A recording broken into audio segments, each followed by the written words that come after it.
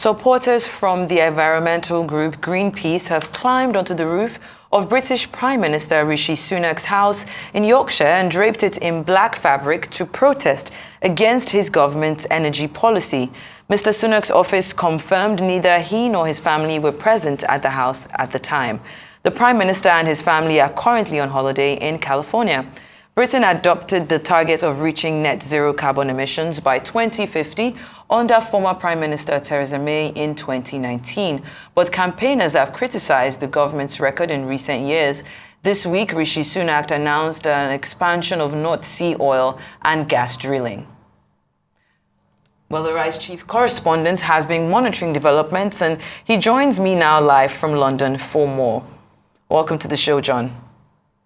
If you can hear me now. Hi there, great to be on Newsday. It's great to have you. Now, what are the Greenpeace protesters trying to achieve with this draping of the black fabric over the house? An announcement made by the British government on Monday of this week that the Sunak government is proposing to grant hundreds of licenses to oil and gas companies to drill in the North Sea in the coming years. Now, this has upset all eco groups in this country, including of course, Greenpeace, who say this flies in the face of a commitment for net zero emissions by 2050.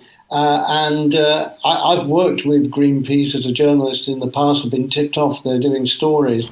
And I can tell you they go into meticulous detail in the planning of what they're doing. And my guess is that they've probably been planning to do this for some weeks now, measuring up and working out how to get into the garden and perhaps waiting till the Sunak family are away on holiday. It really is quite astonishing that they happen to be still sitting on the roof, 4 members of Greenpeace, 2 men and 2 women, on the roof of Rishi Sunak's home in Richmond in North Yorkshire, of course stressing that the family are not there at the moment, but how they got there and how they plan to do it is just quite incredible. But the main aim, as you said in the intro, is to draw attention to the British government's new policy, it seems, of granting these new licenses to gas and oil companies to do some drilling, which is contrary to stated government policy, they would say, of net zeros by 2050. Duly noted, John. Now, this sounds like a bit of or a major security breach. Are questions being asked at the moment? Absolutely are. It's just an incredible breach of security. Can you imagine protesters getting on the roof at a building in Camp David, or Putin's dacha in Sochi, his holiday home? I mean, it's just never going to happen.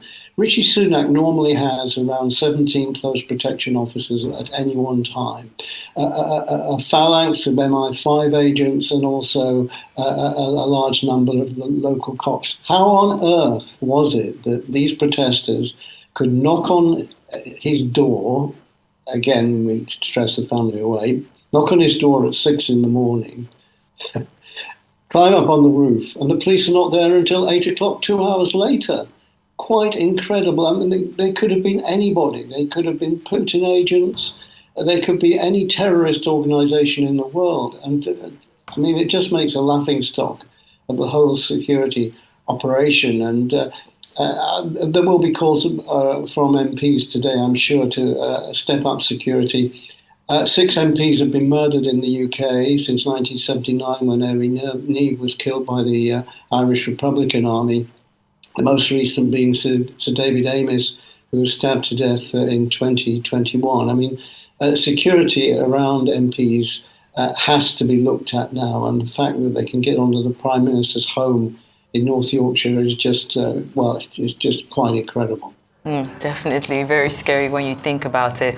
But will this property invasion of the Prime Minister's home change government policies on oil? No, not at all. I wouldn't have thought so. The Sunak government is very firm on this new granting of oil and gas drilling contracts to the oil companies. They say that the country will still be relying on gas and oil in 2050, and these carbon-based fuels will work alongside other renewables like wind, and also nuclear power. So the government has been very firm on this. That said, there is a general election in this country next year, probably in, say, September, and the Labour government policy is different if Labour indeed win the general election. Labour said that they will still honour the contracts that have been made available by the Sunak regime, but they will not grant any further oil and gas contracts for drilling in the North Sea. But to answer your question, this protest, as daring and as dashing as it is not going to change government policy, I wouldn't have thought. Well, that's duly noted. And thank you so much for your time. Arise Chief Correspondent John Cookson, it's been a pleasure as always. Thank you for joining us here on Newsday.